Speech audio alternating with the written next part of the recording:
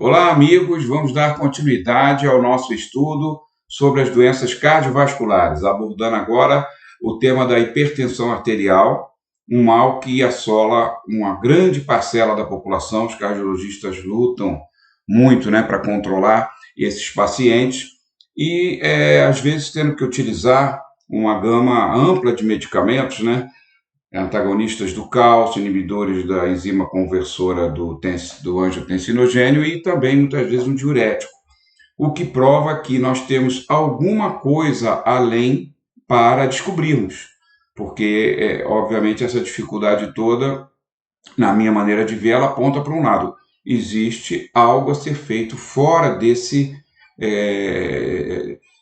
campo terapêutico hoje em dia empregado. Na minha humilde opinião, óxido nítrico e peróxido nitrito. Esse balanço não foi devidamente valorizado até hoje no tratamento da hipertensão. Quando nós usamos um medicamento, por exemplo, Isordil emergencial, para uma pessoa que está infartando, por exemplo, o que nós fazemos? Nós usamos um liberador de óxido nítrico, que é o Isordil. Então, nesse momento, a medicina ela se encontra com esse aspecto, da hipertensão. Só que no cotidiano, no dia a dia, nós não temos ainda medicações voltadas para o balanço do óxido nítrico com peróxido nítrico, mas nós temos muita coisa para ser feita, do ponto de vista alimentar e do ponto de vista suplementar, que possamos regular melhor essa relação. Obviamente, essa relação tem que ser francamente positiva, muito mais óxido nítrico do que peróxido nitrito. Bom, de qualquer maneira, é importante a gente focar que a hipertensão, além de ser um problema do ponto de vista cotidiano, a própria hipertensão em si, ela vai ter desdobramentos, por exemplo, na disfunção endotelial. O que quer dizer isso? Se nós temos um processo inflamatório, que é a disfunção endotelial, que nós já vimos nos vídeos anteriores, com uma microlesão, digamos, que vai disparar aquele efeito, o shear stress, por exemplo, ele vai disparar citoquinas, todo aquele processo de reparação do endotélio, que envolve também coagulação. Então, a hipertensão ela vai piorar tudo isso aí. Nós temos que ver a hipertensão como um agravador de todo esse processo da disfunção endotelial, que é a base da patologia humana mais letal, ou seja, o infarto e as obstruções também de circulação cerebral, os AVCs, Bom, recentemente foi feita uma reclassificação, introduzindo um novo grupo, o grupo ótimo, que seria do 120 milímetros de Hg a 80 milímetros de Hg, sistólica e diastólica. E caiu para normal, houve uma tolerânciazinha de 130 a 85. Então, infelizmente, muita gente não está nessas duas faixas que seriam as faixas ideais. E daí para frente, nas faixas limítrofes, estágio 1, 2 e 3, atingindo o máximo de gravidade, Então vamos ver como é que o organismo lida com isso, porque o organismo ele é altamente compensatório e não seria diferente no caso da hipertensão. Então, essa retenção de líquido, que pode ser até em função de um problema renal, essa obstrução arterial, o próprio estresse, então gerando esse aumento da pressão. Então, a compensação pelo sistema cardiovascular ela é mais rápida, porque ela vai abranger a vasodilatação, que é uma resposta imediata. Nós temos, por exemplo, bradicinina, que é um peptídeo vasodilatador, que ele é liberado nessas condições de pico hipertensivo, e também o próprio óxido nítrico, através da enzima NO-sintase, ela é estimulada para compensar, para tentar reduzir essa pressão. Com isso também vai cair o ritmo cardíaco.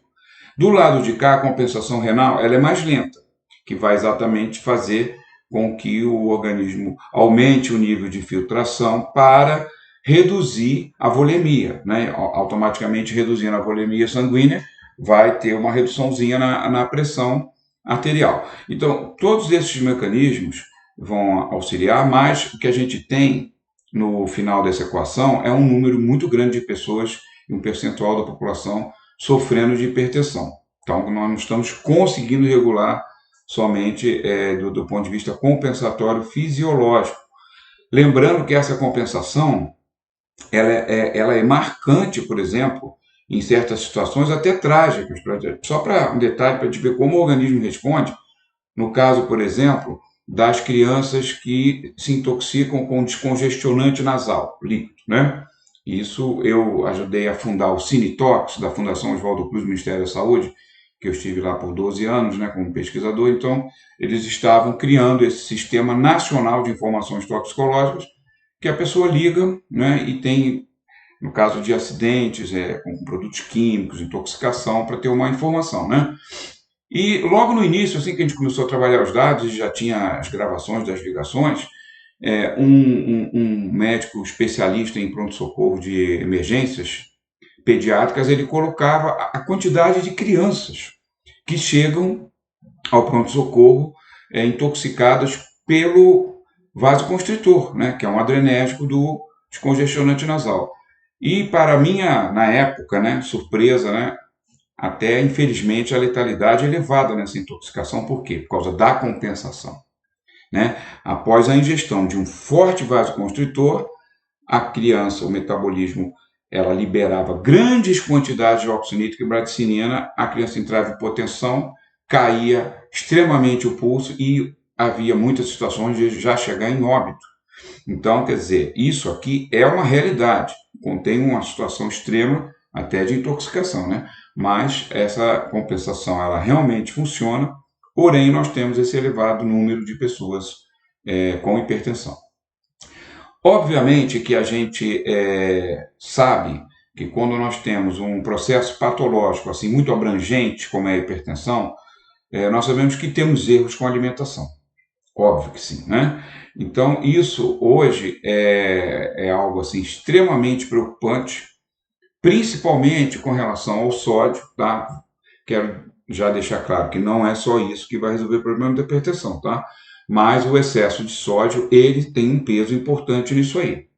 Então, na verdade, vocês vejam que com uma prevalência, aqui considerando Estados Unidos, né, cujos dados são bastante confiáveis estatisticamente, né, devido ao trabalho que eles têm muito forte nessa área, né, estatística, epidemiologia, tudo mais. Então, vocês vejam, 85 milhões de adultos, vejam bem, numa população deles, está na faixa de 400. E se a gente pegar os adultos, deve estar numa faixa de 300. Então, olha o percentual, né, que está chegando a 30% ou mais. Então, isso realmente é algo muito sério e esses estudos antropológicos têm sido feitos realmente que os alimentos processados, excesso de sódio, né, tudo isso somando para chegar até 30% de pacientes com hipertensão. Para piorar essa questão do excesso de sódio, nós temos também a queda de potássio, né, na dieta. Então, é muito sódio e pouquinho potássio. Isso desequilibra completamente a polaridade da membrana. Isso vai acabar fazendo também uma retenção de líquido, aumentando volemia, enfim, tudo isso levando ao aumento da pressão, né? Sendo que nas sociedades primitivas, a ingestão, essa relação do potássio com sódio era muito mais favorável, né?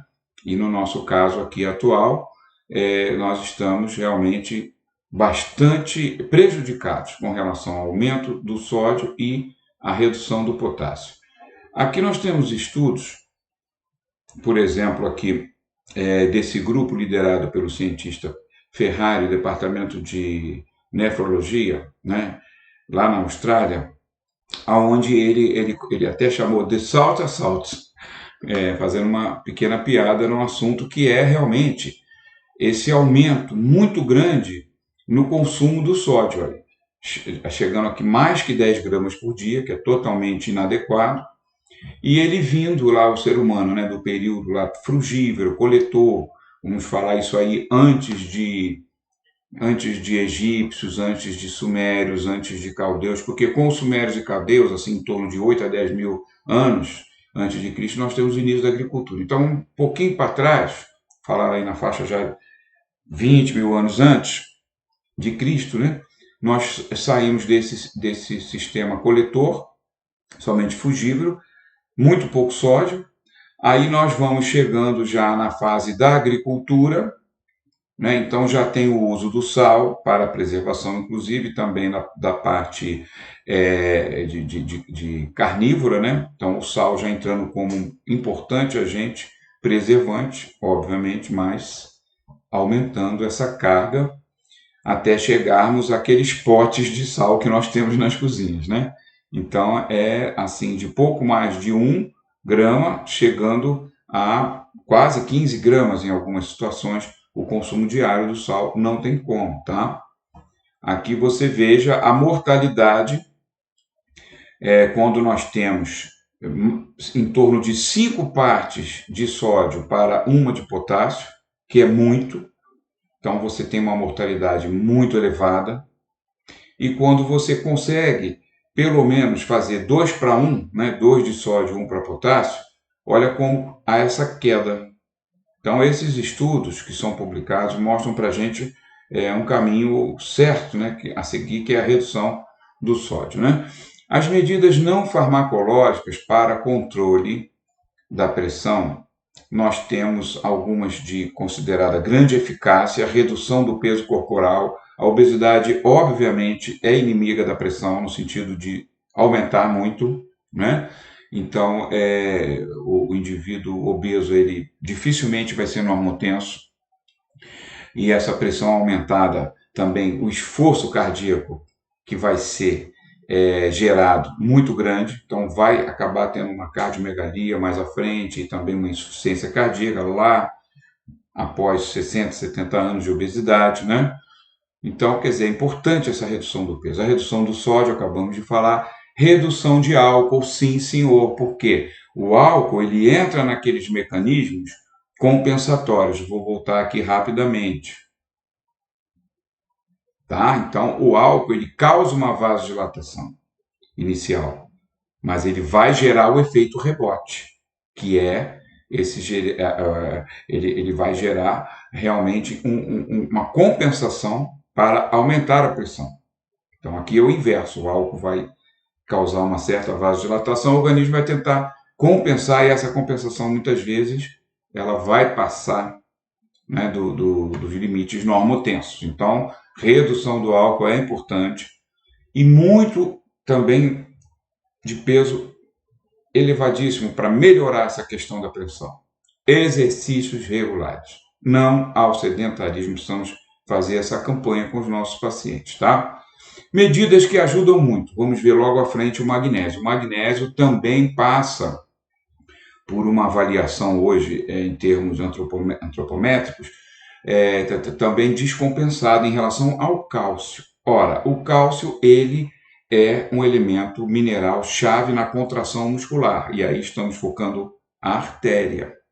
Estamos, então, falando de hipertensão. Não é à toa que uma grande lista de medicamentos são do grupo dos chamados antagonistas do cálcio.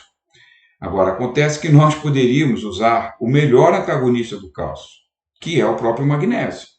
É um elemento mineral da mesma classe periódica da tabela, que são os alcalino-terrosos, e o magnésio compete com o cálcio, inclusive nessa ativação da acetilcolina muscular em todo o processo da contração muscular. Então, nós precisamos dar muita atenção. O próprio professor Elion Pova e outros importantes cientistas, né, que nós já tivemos oportunidade de ouvir, são muito categóricos em dizer que muitas situações de hipertensão poderiam ser controladas com magnésio, ou até sozinho, ou como suporte, diminuindo inclusive a necessidade de medicações sintéticas, né? Então vamos ver isso mais à frente. Fibras, também muito importante essa dieta rica em fibras, e também as medidas anti-estresse, porque isso é uma realidade. Tá? A questão do estresse emocional, da vida agitada e dessa questão também que envolve mente, né, cérebro, está muito relacionada com a pressão. É muito comum, o médico vê isso direto, né? O cardiologista chega lá para medir a pressão uma consulta, né? Então, então, vou medir a pressão, vou medir a sua pressão, senta aqui, já aumenta. Às vezes eu tenho um colega cardiologista e fala assim, eu pego, vou conversando, vou colocando o aparelho e não chama atenção, a pressão é menor. Então, quer dizer, é sério isso. Realmente, essa questão do estresse, né? E medidas associadas muito importantes. O tabagismo, né? Totalmente impróprio para a gente ter uma saúde vascular e considerando a parte da hipertensão, né? As dislipidemias e drogas hipertensivas. Então, isso tudo vai contribuir. Os mecanismos clássicos da hipertensão passam pelo sistema renal, muitos deles, né? Então, a partir de estenose, que é a redução de calibre de artérias, né? Excesso de sal, o estresse oxidativo, que vai diminuir a disponibilidade do óxido nítrico. Você veja que esse já é um slide mais moderno, né, sobre hipertensão. Já estão falando finalmente na questão do óxido nítrico. Obviamente que excesso de radicais livres vão transformar o óxido nítrico em peróxido-nitrito. Metais pesados que também podem prejudicar bastante a filtração renal, como mercúrio, chumbo.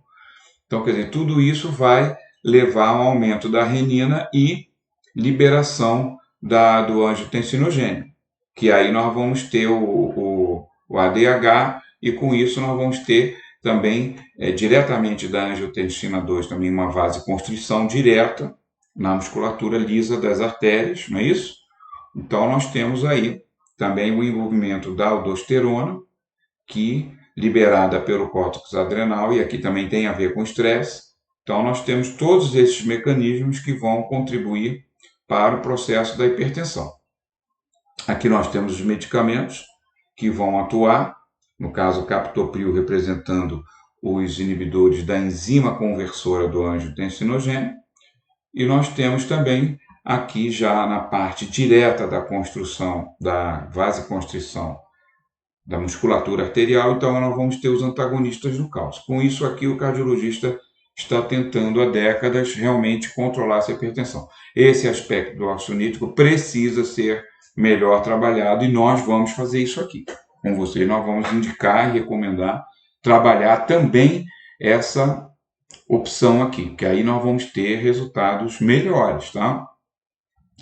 Então, essa hipertensão, quando nós falamos de catecolaminas, por exemplo, né, o desbalanço da catecolamina, nós estamos falando de estresse.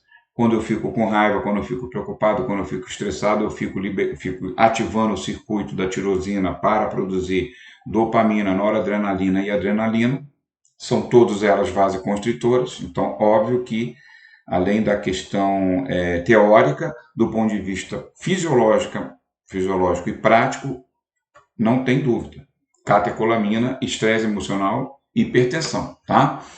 Então, também produtos liberados pelo ácido araquidônico, que são produtos que podem interferir também aumentando a pressão, como os isoquetalos, os isoprostanos, ele não colocou nesse slide, eu coloco por minha conta, isoprostanos, isoquetalos, que esses também vão gerar alterações que vão ocasionar, no final, uma hipertensão, né, com produção também de citoquinas, várias interleucinas inflamatórias, e isso vai nos levar a esse processo de hipertensão. Aqui você veja o quadro do óxido nítrico, muito bem explicado nesse slide, através do aumento, por exemplo, de superóxido.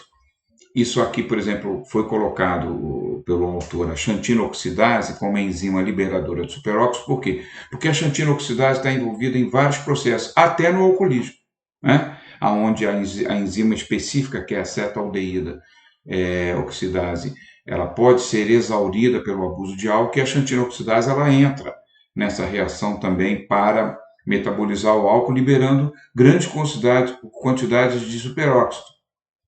Além disso, também no processo de descompensação bioenergética, né, com problemas mitocondriais, por exemplo, perda de ATP, também vai ser acionada, que vai com problemas mitocondriais, nós vamos ter o quê? Um aumento do AMP cíclico depois da hipoxantina, e nós vamos ativar essa enzima para metabolizar os resíduos de ATP. Então, quantas coisas estão envolvidas nisso aqui, né? Disfunção mitocondrial, acabamos de falar. E daí nós vamos ter o quê? Superóxido agindo sobre o nosso querido óxido nítrico, esse aqui. E aí, transformando em peróxido nitrito, pronto. Eu perco uma série de condições quando eu passo desse para desse. Aqui está o vasodilatador, aqui está um vasoconstritor, né? Esse óxido nítrico também vai ativar citoquinas, vai diminuir a enzima que converte esse aqui, é formado a partir da arginina, tá, gente? O óxido nítrico nós formamos no organismo a partir da arginina. Então, o peróxido nítrico vai inibir a formação de novas moléculas de óxido nítrico, vai ativar a citoquina, vai ativar a ciclooxigenase. Com isso, vai aumentar também a prostaglandina F2-alfa, que é vasoconstritora, tá? E vai diminuir, por outro lado, de uma forma oposta, a prostraciclina sintase, onde produziria a PGI2, que seria compensatória a PGF2-alfa, ou seja, aqui está o vasoconstritor, e aqui viria um pouco de vasodilatação. Então, ele é terrível, porque ele bomba o vasoconstritor e diminui o vasodilatador. Então, ele está agindo simultaneamente para aumentar a pressão. E também aumentando a inflamação, reduz a nossa capacidade interna de combater a inflamação com os nossos hormônios corticoides. Resumindo, peróxido nitrito e hipertensão, né? Então, o que a gente pode fazer para reduzir isso aqui? Primeira coisa, reduzir a atividade dos radicais livres. Melhorar o pool de antioxidantes, né? Porque nós já temos as nossas enzimas sulfidrílicas, né? Como a glutatión peroxidase, como a família da peroxiredoxinas. Mas só que essas enzimas, como qualquer enzima, né? Ela precisa de um substrato. Ela é uma facilitadora de reação. Mas quem vai reagir? É o glutatión. Então, se nós aumentamos glutatión, nós com certeza, gente, posso afirmar a vocês, nós vamos diminuir a formação do peróxido nitrito. Por quê? Porque as enzimas dessas famílias que eu acabei de dizer, elas evitam essa transformação. Elas trabalham nisso. E a melhor maneira, as melhores maneiras, fala duas, de aumentar glutatión, que é endógeno, né, é nós darmos matéria-prima para formar o glutatión. Então aí a gente foca muito o N-acetilcisteína, que já é muito conhecido de vocês, e o alilcisteína, que não digo mais recente, porque é do alho negro, né? Isso foi uma descoberta lá de 1400, sei lá, antes da Espanha, né? Das grandes conquistas e tal. Já trouxeram esse hábito, né? de comer o alho envelhecido, né? Então, esse alho negro que gera a alilcisteína, hoje nós temos o extrato de alho negro, né? Que chama-se alil-ABG da Fagron. E é fantástico. Mas nós podemos usar também o N-acetilcisteína, que já conhecemos, né? Só estou falando o alil porque ele é mais forte. E também podemos dar um aportezinho de glutamina. Por quê? Nós não podemos esquecer da aula passada, introdutória, né, o módulo 1, que o glutatión vai ser formado pela cisteína, que é o foco aí, quando nós falamos N-acetilcisteína ou alilcisteína, né? Mas temos dois outros aminoácidos que vão formar o glutatión, que é a glutamina, e nós podemos dar um aportezinho de glutamina tranquilamente, e a glicina. A glicina é mais fácil, que é o aminoácido mais comum, né, que nós temos na alimentação, todo tipo de proteína. Não é um aminoácido mais difícil, como a cisteína, por exemplo, né? E a própria glutamina também não é essencial, a cisteína não é essencial, mas é fundamental. Não esqueça daquela via de formação endógena da cisteína a partir da metionina, passando pela homocisteína, que foi uma outra coisa que nós já falamos na aula passada e vamos falar de novo nessa aula, tá? No próximo vídeo, eu acho. Não sei se eu consigo ainda falar nesse vídeo, né? Mas enfim, então esse trabalho do glutatión, a gente melhorando essa síntese endógena do glutatión, nós vamos melhorar bastante a questão da hipertensão pela via do peróxido-nitrito.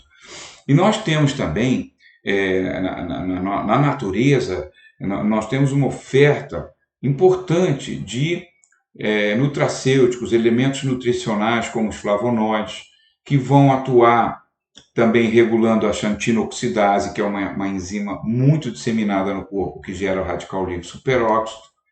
Vai regular também a enzima conversora de angiotensinogênio. Então, esses principais colocados aqui, a quercetina e o quempiferol, estamos falando de dieta do Mediterrâneo, quempiferol das alcaparras, muito consumida no Mediterrâneo, aqui no Brasil consumo quase zero.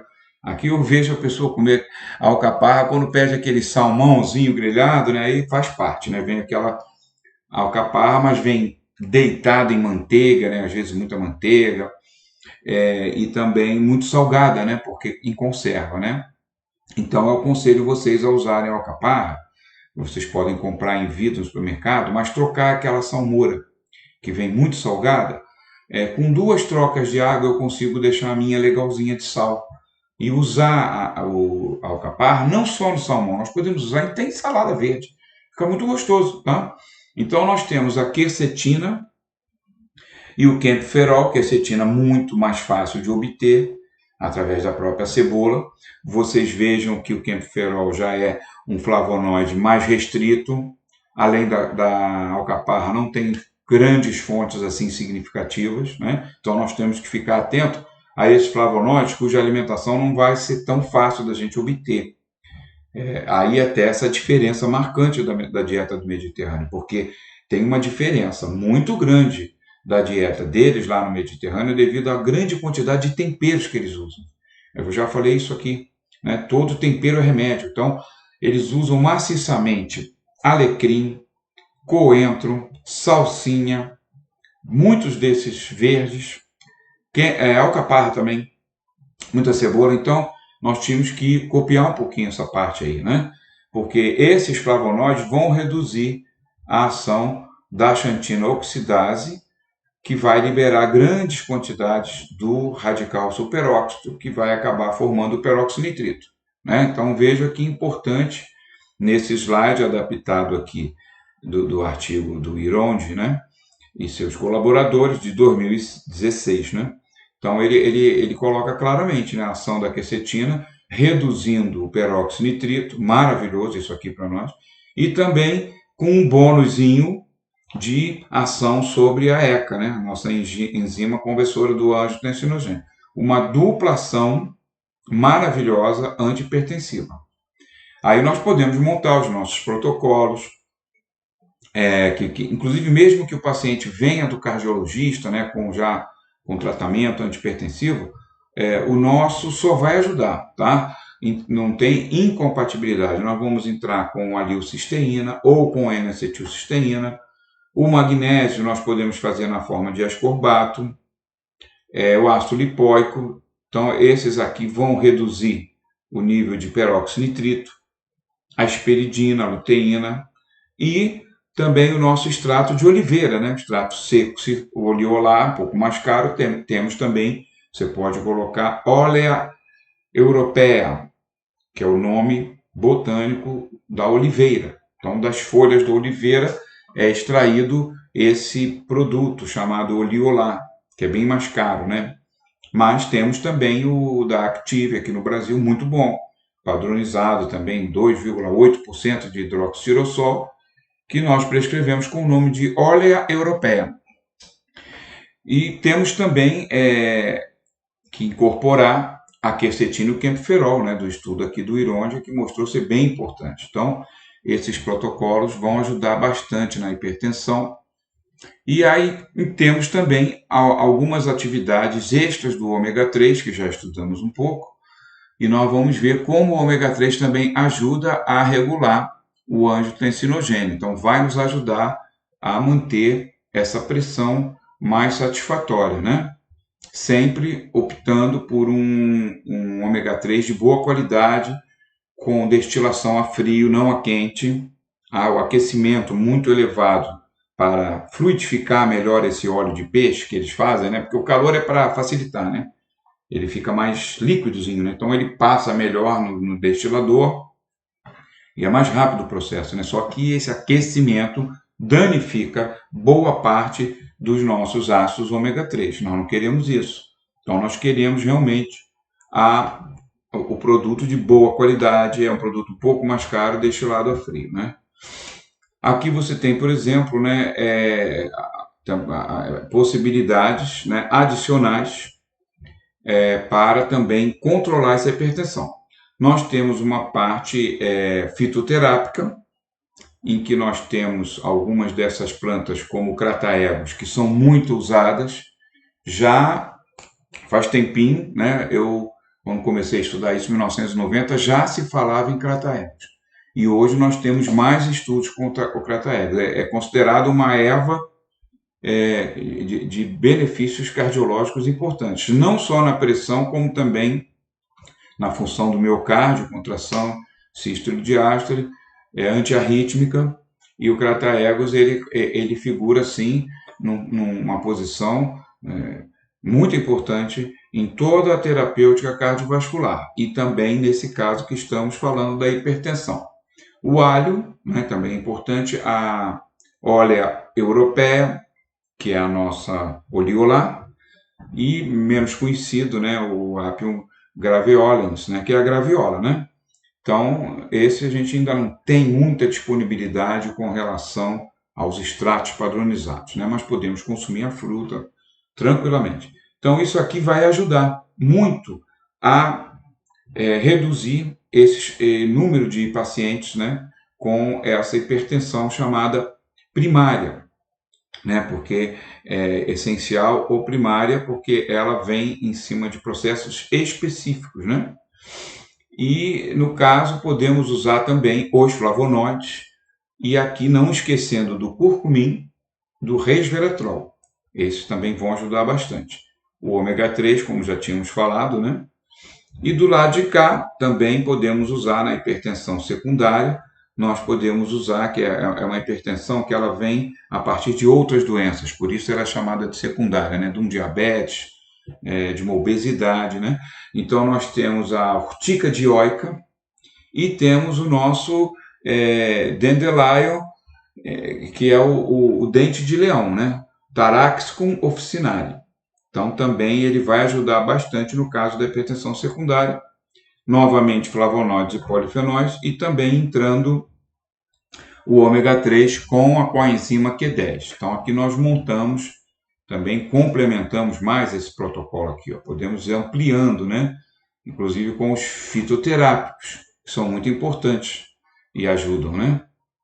E aqui, então, agora focando mais especificamente a questão do magnésio, que na minha humilde opinião é um dos aspectos que melhor corrige a hipertensão. Tudo isso aqui vai ajudar, tá? Tudo isso aqui. Mas se a gente consegue melhorar essa relação do cálcio com o magnésio, a gente tem um ganho muito grande para melhorar a pressão, tá? Porque ele é o antagonista natural do cálcio, e boa parte da hipertensão realmente tem a ver com esses remédios antagonistas do cálcio. Tem a ver com o cálcio estimulando a musculatura lisa das artérias. Então, isso é um caminho natural que a gente precisa percorrer. Recomendo esse livro para vocês, maravilhoso, The Magnesium Factor, das doutoras Mildred Seelig e Andrea Rossanov. Esse livro é assim uma viagem maravilhosa sobre todos os benefícios do magnésio, incluindo não só a parte cardíaca, diabetes, também a parte de pressão e condições crônicas, outras, inclusive até a parte cerebral e mental, serotonina, tudo isso, que o magnésio é importante. O magnésio é importante em tanta coisa, né, que a gente está focando agora aqui a hipertensão, mas a questão, por exemplo, do ATP. Não existe ATP sem magnésio, esquece, a bioenergética, ela foi montada em cima do magnésio, tá? Também a quantidade de enzimas que dependem do magnésio, aí estamos falando inclusive na síntese, por exemplo, de serotonina, para a parte cerebral. A serotonina nos ajuda tanto, né? Hoje nós temos comprovação de que a serotonina, ela no cérebro, ela tem uma importância muito grande no comportamento, tolerância principalmente, aumentar a nossa tolerância ao meio, ao que nos incomoda, às vezes um vizinho, um trânsito, uma coisa, a gente fica muito irritado, né, com baixa serotonina. Então eu até brinco às vezes dizendo que eu chamaria a serotonina de hormônio da civilidade, né, que ela nos dá aquela nossa seguradazinha, né, para não entrarmos em um dia de fúria, né, daquele filme, aquele filme do Michael Douglas, né? Que ele vai fazer um lanche na McDonald's de manhã, o cara não quer dar o lanche, já terminou o horário. Aquele filme é incrível, né? Que ele sai, o cara fica louco, né? Então, realmente, esse The Magnesium Factor eu acho que vai ajudar muitas coisas para a gente entender sobre o magnésio. E o magnésio, ele é um antihipertensivo, né? De várias maneiras. Esse artigo aqui, publicado numa revista especializada. Então, eu falo isso porque às vezes a pessoa, não, o cardiologista às vezes é um pouquinho resistente, né? Mas quando nós temos artigos publicados no ambiente dele, cardiológico, né? Jornal de Clínica da Hipertensão, é um artigo de 2011, muito importante, e eles fazem um resumo. Magnésio pode reduzir até 5,6/2,8 milímetros de Hg. Gente, que maravilha a gente considerar aquela tabela inicial lá, né, que tem muita gente nessa faixa já de 17, né, 170 milímetros ou 17. Então, se a gente reduz 5, a gente entra na faixa ótima. Isso é muito importante. Isso aqui são dados de um artigo que revisou amplamente, tá, a questão do magnésio na hipertensão. Inclusive, ele fala da combinação com potássio, porque são os dois perdedores, entre aspas, hoje em dia na dieta moderna. É potássio e magnésio. Potássio perdendo para o sódio, magnésio perdendo para o cálcio. Então, essa associação, e se a gente consegue reduzir a dieta sódica, maravilha. Eu vou falar para vocês, se fizer isso aqui, vai restar muito pouca gente na chamada hipertensão refratária, aquela difícil de reduzir, né? Tem casos graves, que são até devido a problemas genéticos ali no circuito de formação do ADH e tudo mais, aí é complicado. Mas a gente vai ficar com pouca gente nessa situação, né? Porque a gente vai resolver a maior parte dos casos, né? E, além de tudo, o magnésio, segundo esses autores, né, o Houston, ele aumenta a eficiência dos medicamentos clássicos. Então, ele não vai brigar com os antagonistas de cálcio, inibidor da ECA, ele não vai brigar. Tá? Ele vai ajudar bastante. Inclusive, vários casos de hipertensão refratária, eles estão mapeando que são defeitos genéticos nos transportadores do magnésio. Quando a gente fala em todos esses elementos nutricionais, a gente às vezes esquece de pensar que tudo isso precisa de transporte. Isso aqui é um mundo, tá? Isso aqui é um mundo. Então a gente precisa transportar as coisas através do sangue, através de líquidos. Então, esses transportadores, que às vezes são proteínas, são peptídeos, têm uma função muito importante.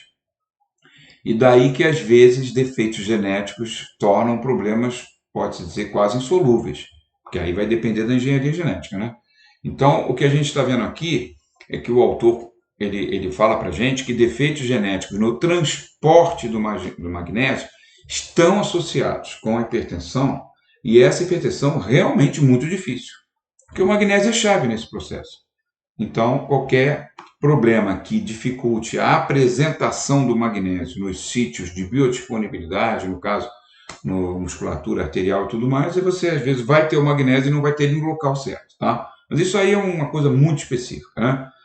Na verdade, o que eu acho importantíssimo aqui no artigo é quando ele fala isso aqui, o magnésio oral, né, pela via oral, ele é um bloqueador natural dos canais de cálcio. Eu acho que para a gente entrar com um bloqueador de canal de cálcio, antagonista, né, por que a gente não tenta primeiro o magnésio?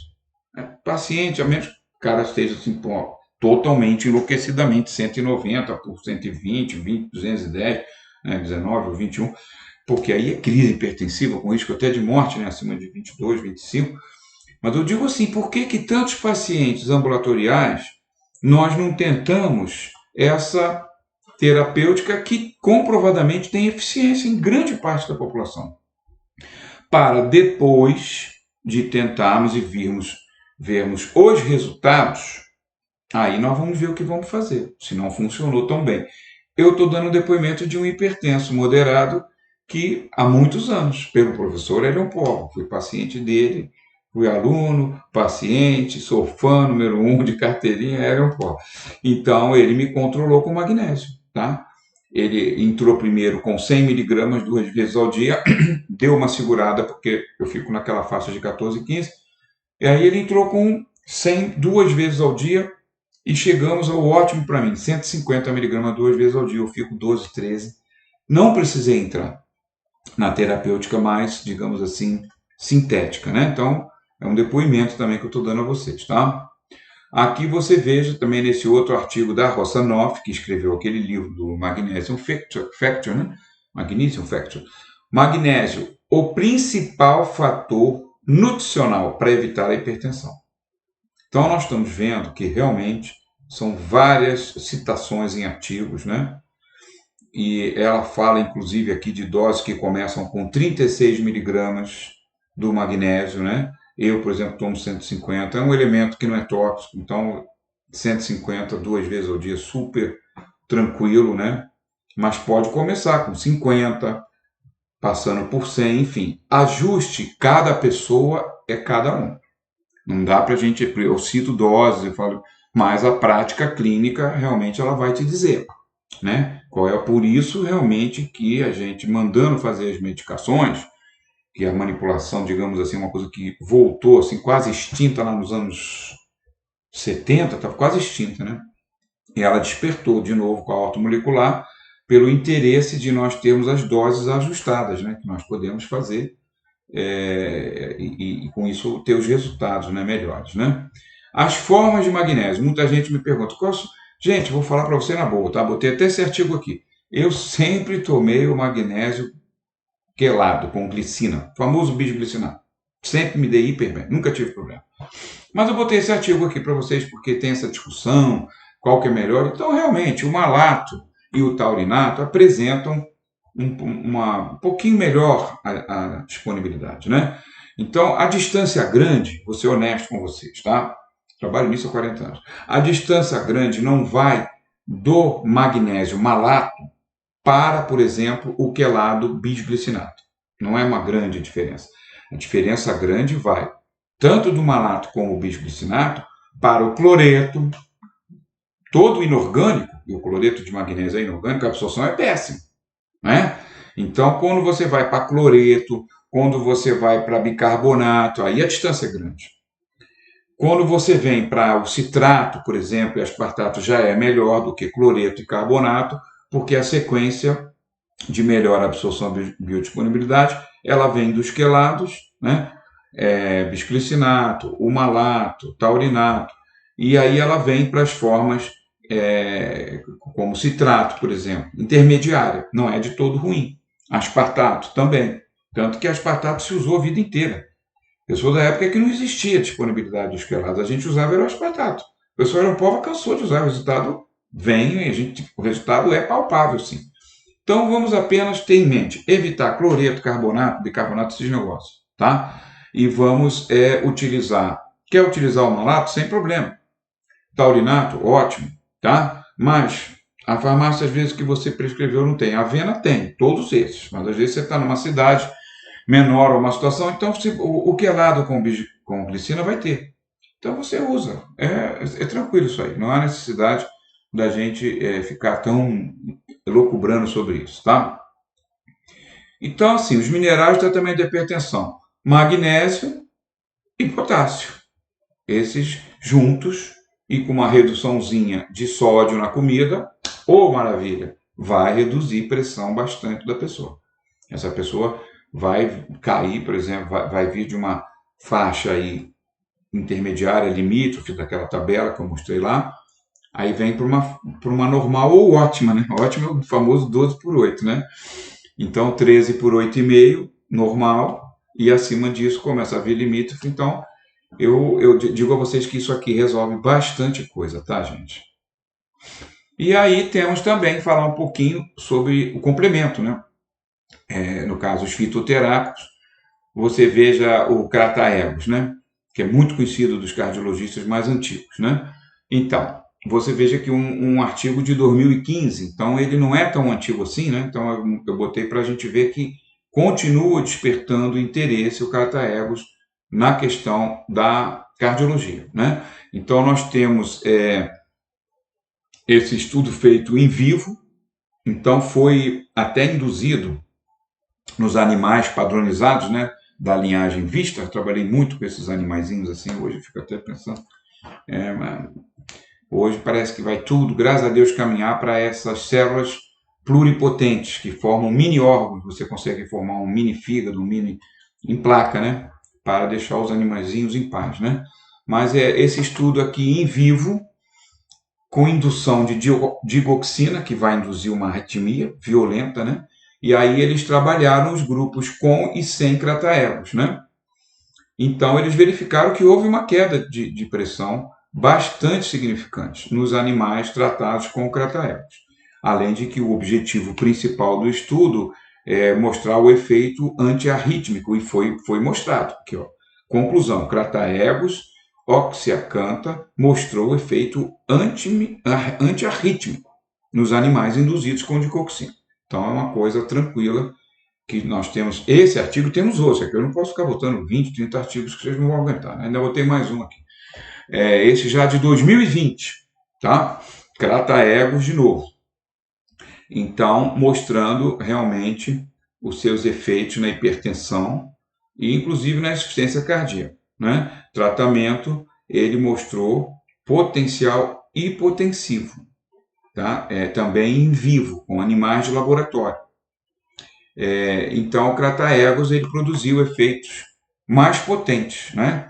Inclusive também diurético e salorético, sendo que foram mantidos os níveis de potássio. Isso que é importante para a gente, né? Então, os animais tiveram a redução também da atividade da ECA, enzima conversora do angiotensinogênio. Então, é uma planta remédio. Quem disser que não é, está enganado. O Crataegos, oxyacantha, agora quiseram mudar o nome dele, não vai pegar esse nome Songar.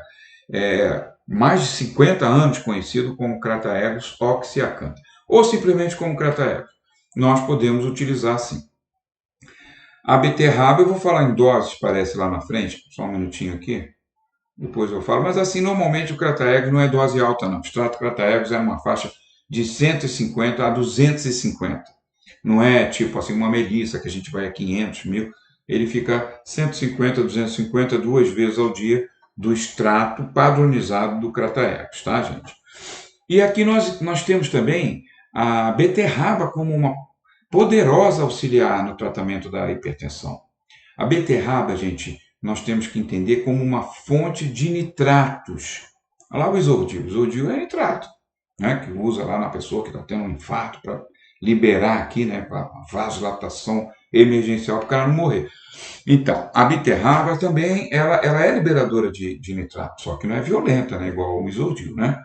Então, quando a gente fala em nitrato, a gente está falando de óxido nítrico, porque o nitrato ele pode ser transformado em óxido nítrico. Então, nós temos a fonte natural, que é o aminoácido arginina, que nós vamos transformar em óxido nítrico, liberando a citrulina, né? Exatamente a reação da arginina se transformando em citrulina é que é a liberação do gás, o NO, o óxido nítrico, né? Mas o nitrato, o NO4, também no organismo, inclusive em bactérias até da boca, eles já viram. Quando nós comemos beterraba, começa a liberar na boca o óxido nítrico, maravilhoso, né? Então eles fizeram testes. Esses testes aqui foram feitos com humanos, tá? Então são estudos clínicos e houve realmente uma queda bastante significativa da pressão desses pacientes hipertensos, né? Tomando suco de beterraba, em doses que variaram de 100 gramas, 250 gramas, 500 gramas. Então essa queda foi bastante interessante e nós podemos usar sim o extrato seco da beterraba. Nós temos aí em vários fornecedores, né? e as farmácias têm, a Avena tem o Beetroot, né? Extrato seco, né? Então é maravilhoso isso aí. Nós temos também esse artigo aqui de 2012, né? Do British Journal of Nutrition, jornal inglês de nutrição, que é muito importante, né? E nós temos também agora esse artigo aqui de um jornal também de hipertensão, né? Journal of Human Hypertension, né? Hypertension, né? Então, 2016. E, de novo, a beterraba, né? Fizeram o suco cru, a cozida e tudo mais, comparando. Então, viram várias situações, né, favoráveis, porque reduziu não só pressão, como indicadores inflamatórios. Reduziu proteína C reativa, produziu TNF-alfa, que vai estimular o NF-kappa-beta, então nós estamos falando de inflamação. Então é bem interessante isso aí que nós estamos verificando, né? E realmente a capacidade antioxidante, né, nesses pacientes ela aumentou com o tratamento do suco de beterraba, principalmente o cru, né? E quando a gente fala em extrato seco, nós estamos falando praticamente do cru também, né? Embora ambas as formas tenham sido eficientes. Então, olha a beterraba aí como um agente, aqui mais um artigo para vocês, sobre a Beta vulgaris, é o nome botânico, mostrando essa questão da redução da pressão arterial e exatamente falando dessa transformação de nitrato, né, o NO4 e o NO3, já transformados já no NO3 de nitrato, e isso vai nos ajudar bastante na própria cavidade oral, que isso já é liberado. A gente come a beterraba e já vai com certas bactérias transformando de NO3, passando por NO2 até chegar ao nosso óxido nítrico, que é o NO. Isso também acontece em nível intestinal. Então, gente, beterraba realmente para nós, tá? Aqui outro vegetal, né? Esse aqui é o bitter melon, o melão amargo, né? Ou melão de São Caetano, que é a Momordica charantia. Toda vez que você tiver dúvida no nome popular, se é o melão disso ou daquilo, o nome botânico não tem erro. Então, é a Momordica charantia, melão de São Caetano, tá?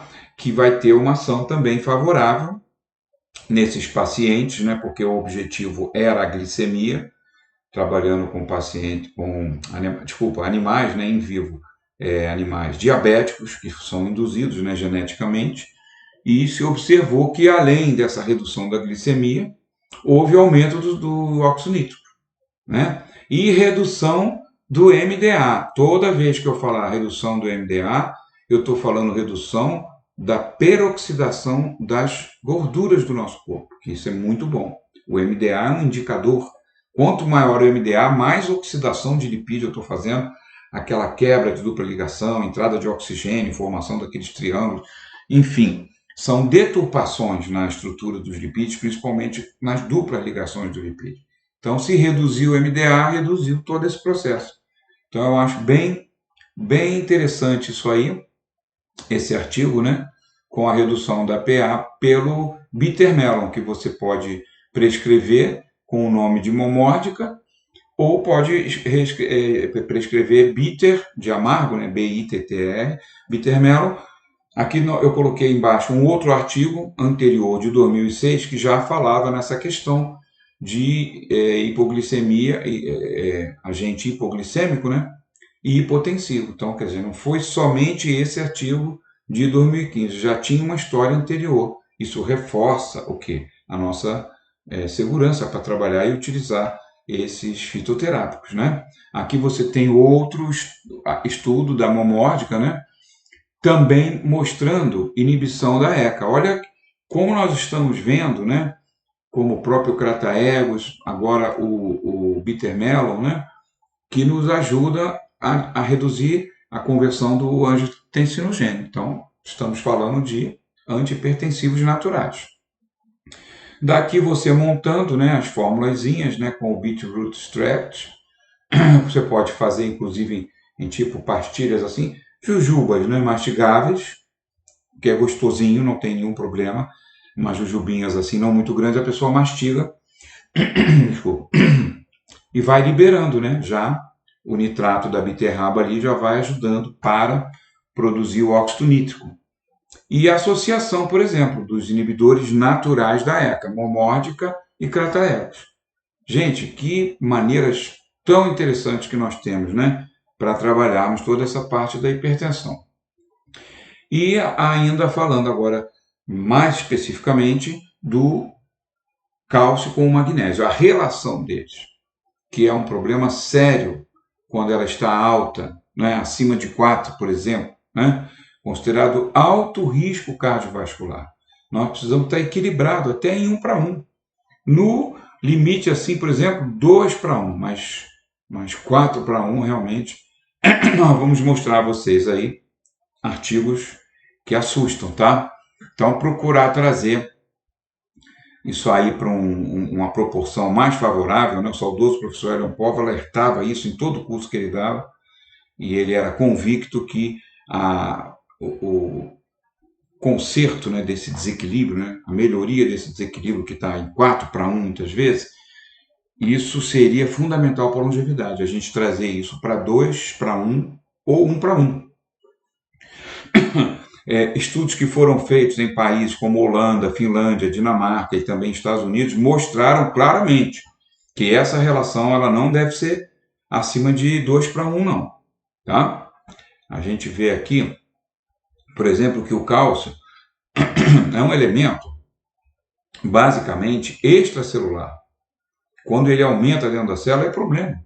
Cálcio aumentar dentro da célula, até morte celular ele vai causar por estimulação apoptótica. Estamos falando das caspases, né?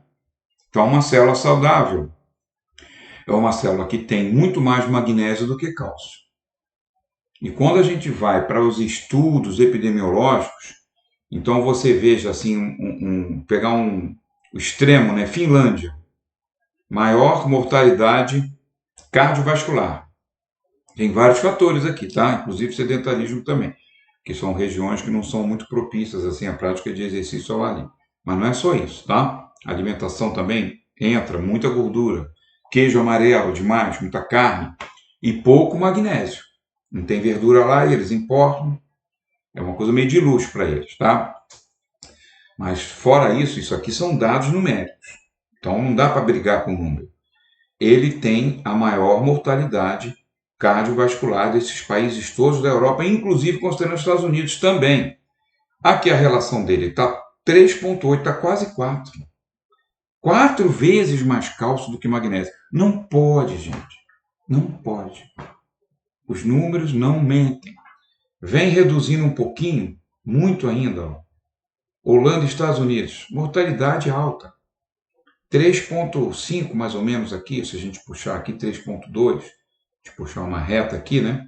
Estados Unidos e Holanda quase igual, né? Muito elevado.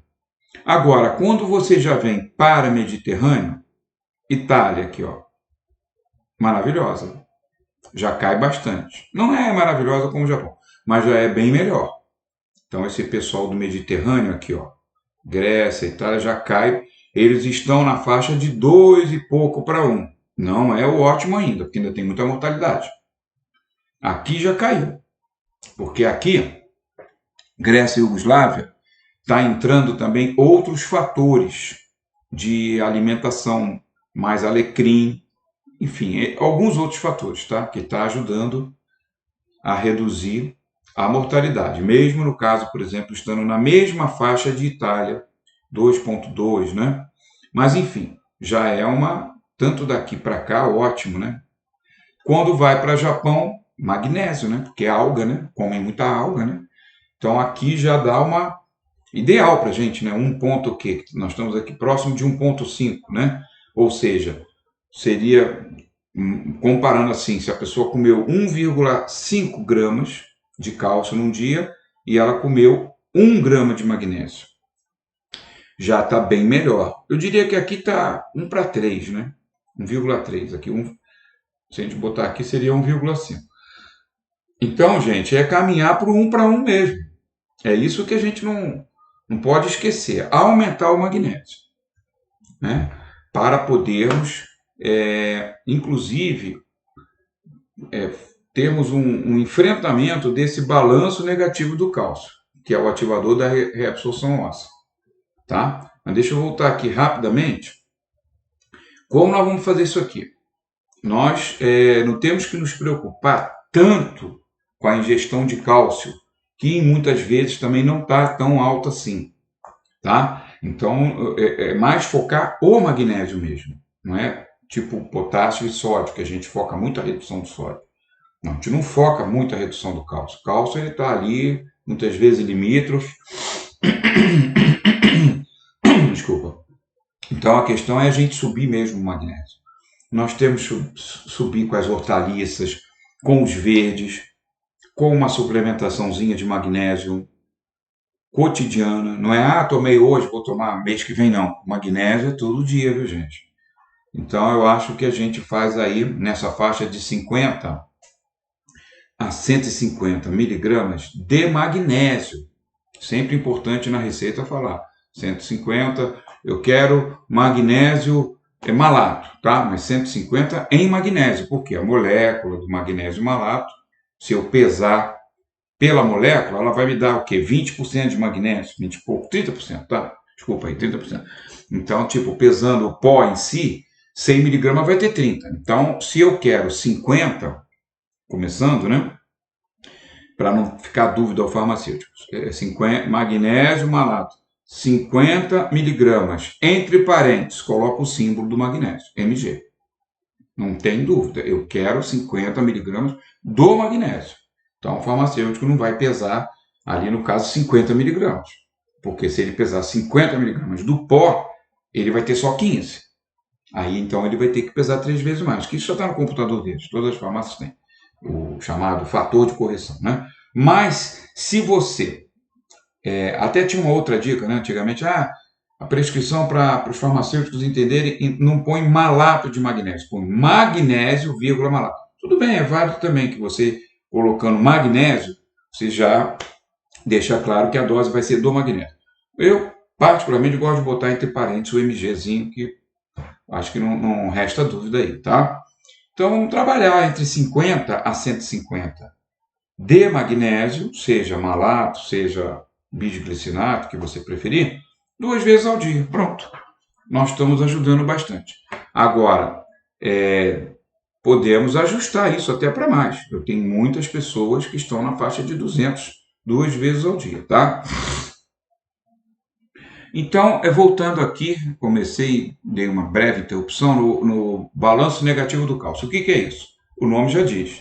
É quando a minha ingesta de cálcio é menor do que a minha necessidade de cálcio. Porque eu preciso manter um buffer de cálcio no organismo. A gente não pode esquecer que nós temos um esqueleto todo à base de cálcio, né? Nós temos o cálcio em várias funções.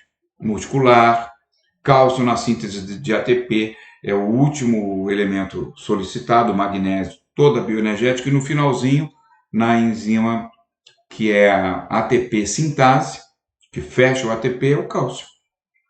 Então, nós temos cálcio como uma necessidade primordial do organismo. Então, nós precisamos ter um consumo diário de 1,2 gramas. Os estudos todos que já foram feitos metabólicos, eles mostram que a gente mantém um balanço positivo, ou seja, a gente não vai precisar pegar osso. Essa que é a grande questão. Porque o cálcio é tão importante, porque nem o coração vai funcionar sem cálcio, né? Nem as artérias, nem nada. Então, o organismo tem mecanismos muito sensíveis para fazer uma leitura plasmática através dos receptores do cálcio nas células, em que esse cálcio, que é basicamente extracelular, então esses receptores de membrana, eles funcionam como sensores. Então, se o cálcio está um pouquinho abaixo, já dispara o PTH. Porque o corpo sabe que tem uma reserva de cálcio no osso, né? Então, a não ingestão de níveis satisfatórios vai fazer com que você entre no chamado balanço negativo, que é pegar cálcio do osso para colocar na circulação para equilibrar o organismo. As situações extremas, né, de ativação do PTH, nós já temos estudos aí genéticos que mostram que tem pessoas que elas têm problemas na leitura do cálcio pelos receptores, que são tipo assim, eles têm falso resultado. O que quer dizer isso? Tem cálcio suficiente, mas não foi lido pelo receptor, então é ativado o PTH do mesmo jeito. Já existe esse estudo, vários estudos mostrando que tem pessoas com isso, tá? Várias pessoas. Então é uma coisa genética. Então, quer dizer, nós vamos ter um número já de pacientes que vai fazer ativação de PTH com facilidade. Agora, olha que interessante. Eles verificaram que um modulador que acalma o PTH, nesses casos, é o próprio magnésio. Então, além de tudo que a gente já falou de magnésio, ele está sendo útil até para essas pessoas que têm erro de leitura no receptor celular, de cálcio, tá? Então, realmente, esse balanço negativo, a gente citou esse caso, né, de pacientes com essa alteração genética, mas é mínimo, né? A grande massa de balanço negativo do cálcio é as pessoas que estão comendo menos cálcio do que deveriam. Essa é a grande massa. Isso já foi feito nos Estados Unidos, hein? Você sabe qual o último número que eles chegaram? Isso já tem uns 15 anos, né? Eles deram uma parada, mas estava numa faixa de déficit de cálcio da população em torno de 20% da população. Eles analisaram que não estavam ingerindo o ideal. Ora, se você não ingere o ideal, você vai entrar na reabsorção óssea, tá? Isso vai ser mais crítico ou menos crítico, obviamente.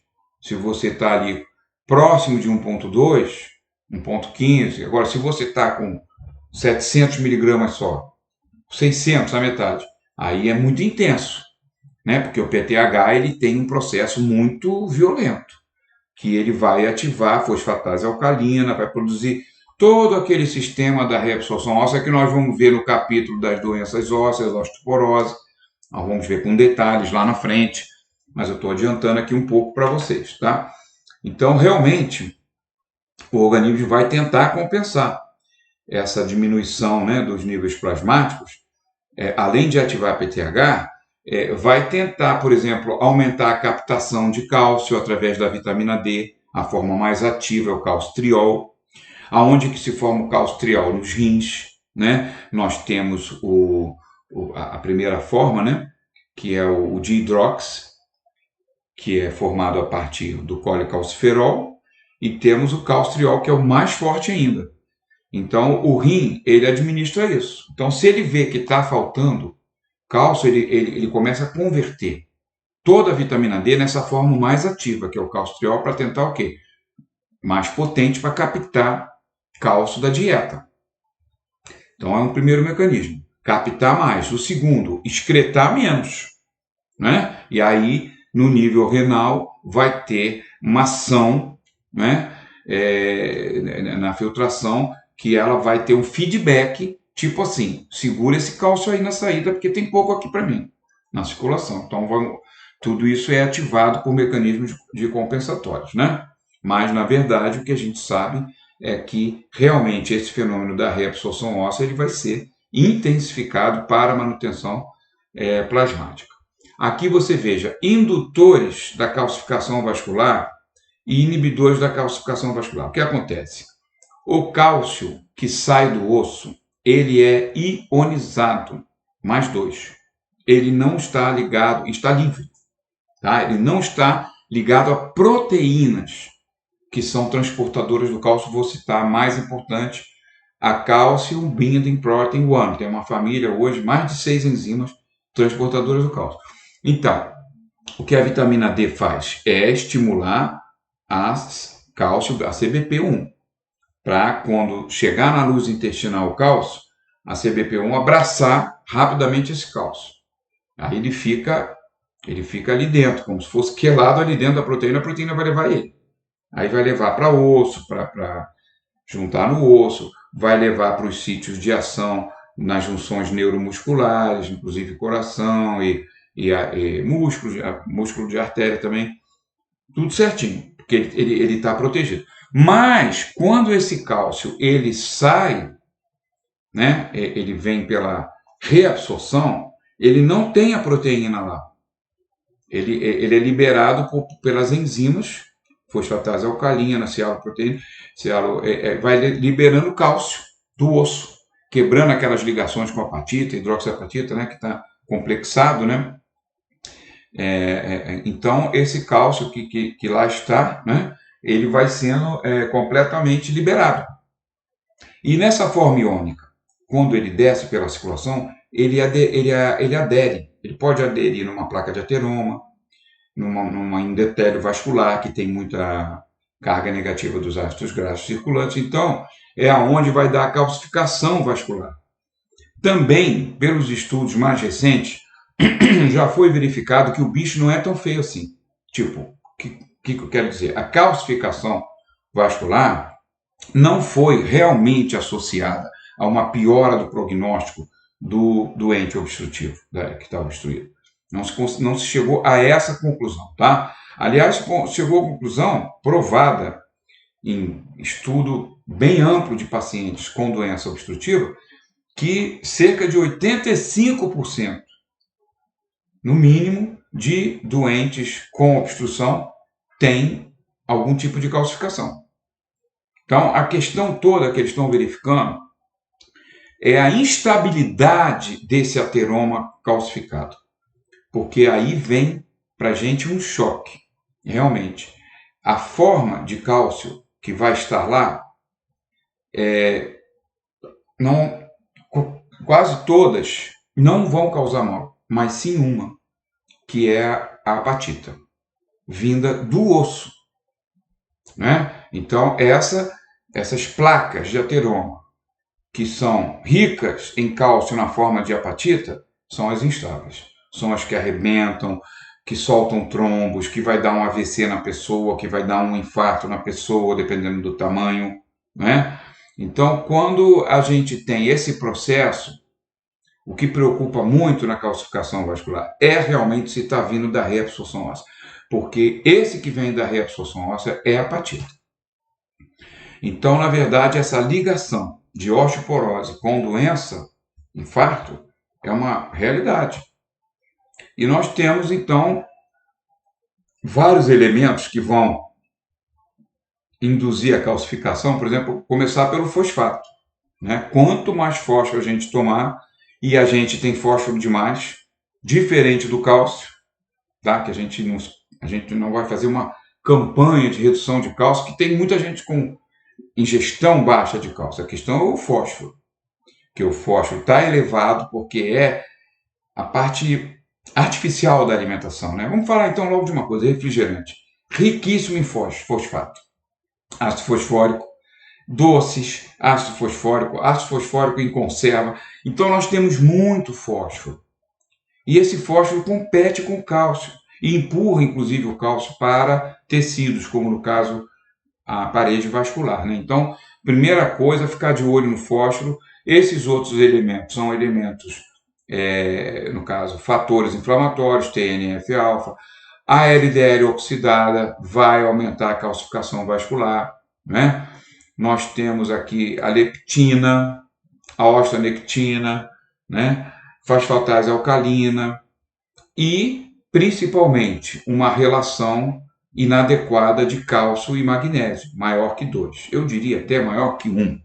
Tá? Mas tudo bem, isso aqui são dados oficiais e tal, as pessoas às vezes custam a mudar os parâmetros. Né? E aqui embaixo, tudo que é de bom, começando pela vitamina K2, esquecida durante muitos anos na nutrição, né? A vitamina K2, MK7, né? Aquela fração MK7 que vai se transformar na ativa, que é o MK4. Uma vez eu ouvi a prescrição de MK4. MK4 não tem para prescrever. A MK4 ela é muito lábil, ela é formada no corpo pela MK7. Então administra a MK7. Colágeno, osteoprotegerina, que nós vamos ver muito na aula de osteoporose, esse peptídeo protetor do osso maravilhoso que evita a reabsorção óssea, né? E o osteopontina também, um outro peptídeo hormonal, né? O PTH mais ativo é a fração de 7 a 84, de 1 a 84 ele é menos ativo na absorção óssea, reabsorção, né? Então, é importante. O TGF é diferente do TNF, o TGF-beta, né? O Transform Growth Factor, né? Então, ele vai ajudar, né? Então, essa parte aí, o cálcio livre que vem do osso, aquele mais 2, ele vai agarrando, ó, nessas cargas eletronegativas, ele vai agarrando. Isso não é nada bom, né? Aí essa relação, aqui está um artigo de 2015, da osteoporose com a doença cardiovascular, cada vez mais discutida, né? A instabilidade do ateroma não está relacionada com a quantidade do cálcio, mas sim com a composição química desse cálcio. Então, na verdade, o que a gente verifica é que a forma de cálcio mais notadamente associada com as placas instáveis são as formas da hidroxiapatita, né? Então, isso aí, vocês vejam, a calcificação, foram analisados 229 pacientes, hein? Então, foi verificado nessas placas, do caso, em carótidos. Até 77% das pessoas, nós já temos estudos com 85%. Então, quer dizer, um número muito grande tem algum tipo de calcificação. Então, isso não é o problema maior, né? O problema maior é que tipo de cálcio está nessa placa. Então, se for a hidroxiapatita, né, nós vamos ter essas placas mais instáveis. E aí eu pergunto, alguém come osso? Exceto o cachorro, não. Então, se eu tenho hidroxiapatita na placa da minha artéria, foi porque eu tirei do meu osso, que eu estou fazendo então a reabsorção óssea. Eu acho que é um raciocínio lógico, né, que a gente conclui, né? Então, outras formas de cálcio, né, até cálcio carbonato e outros cálcios encontrados também na placa, eles não foram considerados problemáticos, tá? Essas mulheres, inclusive, com placas calcificadas na carótida, elas estão relacionadas com maior índice de osteoporose. Então, você veja, isso é um artigo de 2020 da revista de Osteoporose International. Então, foram 1.459 pacientes. Olha que importante esse artigo. Então, realmente, o grupo que tinha placas calcificadas era o grupo que tinha osteoporose. Eu acho que não falta mais nada para a gente ter essa comprovação do que o professor Pova falava em 1980 e que ninguém acreditava que teria a ver o cálcio que sai do osso no sistema cardiovascular. Foram necessários esses anos todos, né, para que a ciência chegasse no ponto que o professor chegou há 50 anos atrás, né? Menos um pouco, 40 anos atrás, né? Então, aqui essa suplementação de cálcio e magnésio pode ser feita. Nunca fazer suplementação de cálcio sem magnésio. Nunca fazer. Isso não faça, tá? Dependendo da dieta, da avaliação do paciente, né? O relatório de que ele consome na alimentação, né?